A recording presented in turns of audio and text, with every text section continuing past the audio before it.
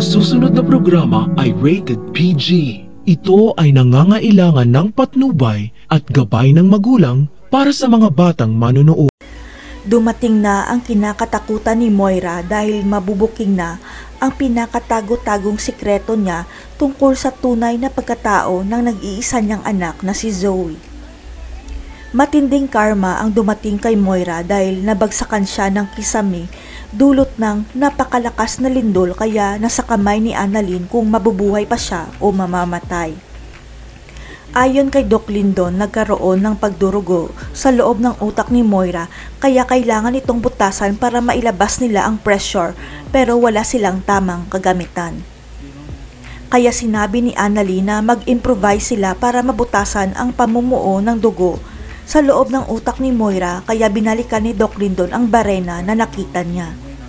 Biglang lumaki ang mga mata ni Zoe nang makita niya ang barena na hawak ni Doc Lindon dahil ito pala ang gagamitin nila ni Annalyn sa pagbuta sa ulo ng mami niya. Tutol si Zoe sa gagawin ng dalawang doktor sa mami niya pero kailangan nilang gawa ng paraan para mabuhay si Moira dahil hindi sigurado kung kailan sila makakalabas. Pero hindi si Doc Lindon ang magsasagawa ng operasyon kay Moira dahil si Annalyn ang magbubuta sa ulo ni Moira dahil sa kanya galing ang ideya para masagip si Moira. Handa na si Annalyn sa gagawing operasyon kay Moira kaya pinaandar na niya ang barena at inilapit sa ulo ni Moira nang biglang dumating ang mga rescuers sa lokasyon nila. Nakahinga ng malalim ang tatlo lalo na si Zoe nang makita ang mga rescuers kaya dali-dali nilang dinala si Moira sa ambulansya para maoperahan kaagad sa Apex. Pero pagdating sa Apex, busy lahat ng mga doktor dahil maraming pasyente ang kailangan ring operahan kaya nagulat si Annalyn nang magmakaawa sa kanya si Zoe. Umiiyak si Zoe habang sinasabi na siya na lang ang mag-oopera sa mami niya at dahil may mabuting puso si Annalyn, pumayag siya sa pakiusap sa kanya ni Zoe.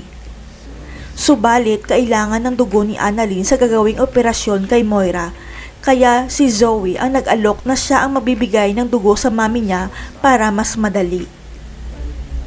Pero kailangan mo nang i-check sa laboratory kung match ang dugo ni Zoe kay Moira.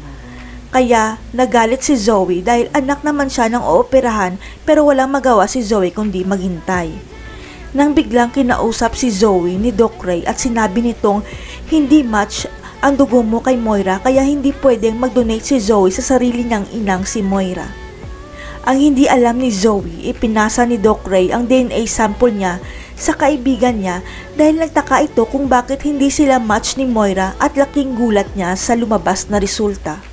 Sapagkat ang lumabas na resulta 0%, hindi match ang DNA ni Zoe at Moira. Ibig sabihin hindi sila tunay na mag-ina kaya sasabihin ni Doc Ray kay Doc RJ ang natuklasan niya. Totoo kayang ampun lang si Zoe ni Moira para mas lalong humaba pa ang drama? Mailigtas kaya ni Annalyn si Moira kaya magkakautang na loob sa kanya ang kalaban niya? Abangan.